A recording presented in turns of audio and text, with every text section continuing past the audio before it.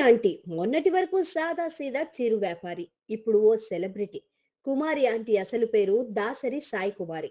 మాధాపూర్లోని ITC Kohinoor hotel ఎదురుగా ఆమె కొన్నేళ్లుగా చిన్న ఫుడ్ స్టాల్ నడిపిస్తున్నారు.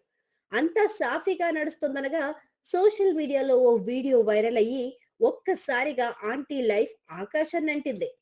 ఇక ఒక్కసారి వైరల్ అయితే యూట్యూబర్లు వదులుతారా? ఆంటీని చుట్టుముట్టి మరింత ఫేమస్ చేసేశారు.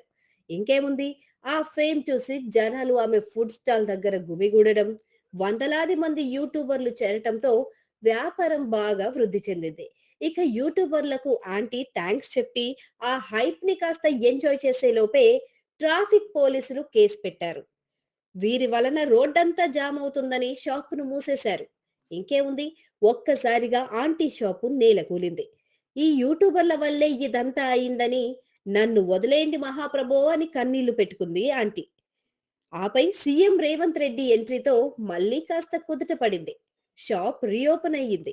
పోనీలే గట్టెక్కాం కదా అనుకునేసరికి ఈ ఆంటీ సమస్య తీర్చారు కానీ మా సమస్య తీర్చరా అంటూ నిరుద్యోగులు మళ్ళీ ఆంటీ షాపును చుట్టుముట్టారు. ఇలా రోజుకో ట్విస్ట్‌తో సతమతమవుతున్నారు కుమారి ఆంటీ.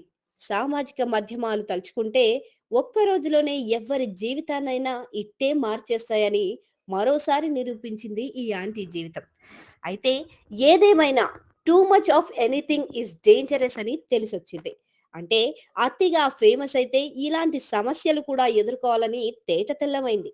మరి ఫేమస్ కుమారి ఆంటీ లైఫ్‌లో ఇన్ని ట్విస్టులు రావడానికి కారణం ఎవరని మీరనుకుంటున్నారు?